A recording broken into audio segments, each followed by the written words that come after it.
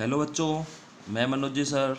और आज आपका क्वेश्चन है प्रश्न नंबर 8 ऊंचाई और दूरी, और क्वेश्चन नंबर 15वां है क्लास 10th के लिए। देखो क्वेश्चन क्या है, किसी स्तंभ की चोटी का उन्नयन कोण। तो देखो पहले तो मैं एक स्तंभ बना देता हूँ इस तरह से। ये एक मेरे पास में स्तंभ है। किसी स्तंभ की चोटी का उन्नयन कोण समतल पर स्थित एक बिंदु से 15 डिग्री है। तो देखो मैंने इस तरह से, ये समतल पर कोई बिंदु स्थित है और यहाँ से जब मैं इसके उन्नयन कोण देखता हूँ तो ये वाला मुझे मिलता है 15 डिग्री। फिर प्रश्न में क्या रखा है, स्तंभ की ओर 100 मीटर चलने पर। देखो इस बिंदु से और वो स्तंभ की ओर चल रहा है यहाँ तक, तो ये दूरी उसने तय की है 100 मीटर की। 100 मीटर चलने पर उन्नयन कोण 30 हो जाता है। तो देखो इस बिंदु से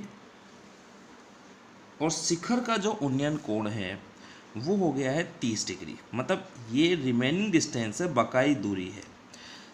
100 मीटर चलने पर उन्नयन कोण 30 हो जाता है। तो स्तंभ की ऊंचाई ज्ञात कीजिए। तो स्तंभ की ऊंचाई ये हो जाएगी।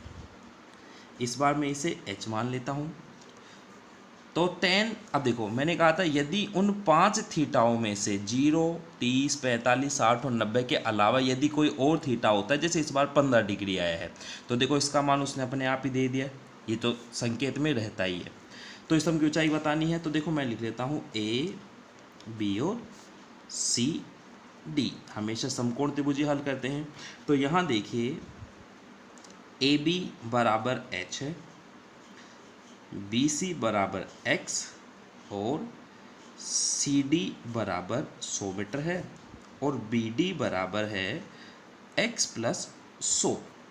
मेरे से यहाँ पे ऊंचाई पूछी जा रही है। तो देखो ऊंचाई पूछी जाए तो मैं हल करता हूँ।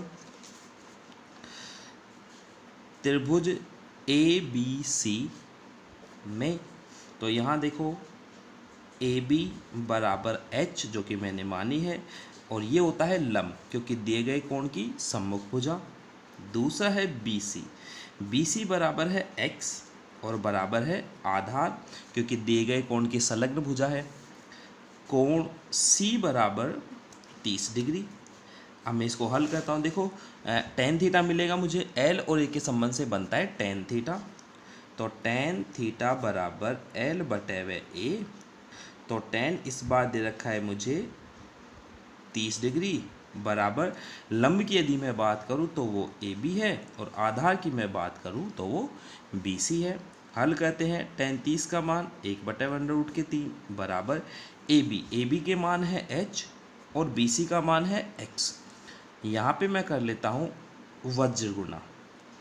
तो देखो वज्र गुणा करते हैं तो h को √3 से गुना करता हूँ मैं, तो √3 गुना h बराबर x को मैंने 1 से किया तो x एकम x आ गया है। अब देखिए यहाँ पे मैं x के बराबर ही मान रख लेता हूँ क्योंकि जो हल किया जाता है, जो उत्तर चाहिए होता है ना, वो रहता ही है। बाकी वेरिएबल के बराबर कर लेते हैं। अगला इसी का आगे वाला हिस्सा, त्रिभुज। इस समय त्रिभुज बड़ा वाला काम आएगा। तो त्रिभुज ए बी डी में, जो कि बी डी बड़ी वाली भुजा है, तो यहाँ आ जाएगा ए बी बराबर एच बराबर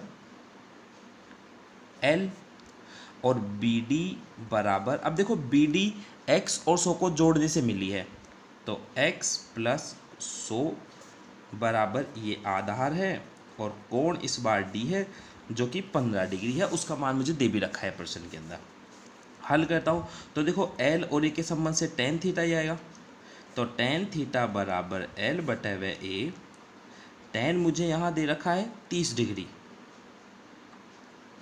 30 नहीं इस बार 15, बड़ा वाला त्रिभुज दिया मैंने। तो tan 15 डिग्री बराबर L का नाम दे रखा है मुझे AB और A आधार का नाम दे रखा है मुझे BD। अब मैं इनकी वैल्यू लिखता हूँ। तो देखो tan 15, तो tan 15 का मान प्रश्न के अंदर मुझे देखा है 2 माइनस √3। तो मैं लिख लेता हूँ 2 माइनस √3 बराबर ए बी है मेरे पास में h और बी डी है x प्लस 100। अब मैं यहाँ पे x का मान रख लेता हूँ बटे वे 1। तो x प्लस 100 को गुना करता हूँ मैं इससे, या मैं लिख लेता हूँ x बराबर है √3 h जो कि यहाँ है, मैं इसको लिख लेता हूँ x इक्वल्स टू √3 3h। अब यहाँ पे वैल्यू डालता हूँ मैं, तो देखो 2 माइनस अंडर रूट के 3 बराबर h बटे हुए अंडर रूट का 3h प्लस 100। मैं यहाँ पे कर लेता हूँ वज्र गुना। देखो अंडर रूट के 3h प्लस 100 को मैं इससे गुना करता हूँ तो मैं इस तरह से वैल्यू उतारता हूँ 2 माइनस अंडर रूट का 3 बराबर नहीं गुना, इस वैल्यू को उतार लेता हूँ तो अंडर रूट का 3h प्लस 100 बराबर h को एक से किया तो h एकम h। हल करते हैं तो देखो अंडर रूट 3 को 2 से करता हूँ तो ये आ जाएगा 2 अंडर रूट के 3h। फिर इस अंडर रूट 3 को माइनस के अंडर रूट 3 से करता हूँ तो देखो minus plus minus under root 3 को अंडर रूट 3 से किया तो 3h। अब इस 100 को मैं 2 से करता हूँ तो 100 दूनी 200 तो प्लस के 200, और अब इस 100 को मैं अंडर रूट 3 से करता हूँ तो आ जाएगा माइनस का 100 अंडर रूट के 3 बराबर h है ही। अब देखो वेरिएबल को एक तरफ कर लेते हैं और कांस्टेंट को एक तरफ, तो ये जो दोनों है h वाले इसकी तरफ मैं इस h को कर लेता हूँ, बाकी इन दोनों कर लेता हूँ पक्षांतरित। तो देखो h, इस h को मैंने उधर भेजा तो ये h अपने आप में है, मैं इसको नहीं बदल रहा, मैं इन दोनों वैल्यूओं को मतलब इसको बदल दिया मैंने, ये दोनों ऐसे कैसे रह जाएंगे। तो ये h ऐसे, इसको मैंने h की तरफ भेजा तो ये जो प्लस का था माइनस का 2 अंडर रूट का 3h, ये मेरे पास माइनस का था तो प्लस का 3h बराबर ये यहीं के यहीं रहेंगे, इन्हें मैंने नहीं बदला है। 200 माइनस 100 अंडर रूट के 3। अब देखो ये दोनों h जुड़ जाएंगे तो हो जाएगा 4h माइनस का 2 अंडर रूट के 3h बराबर 200 माइनस 100 अंडर रूट के 3।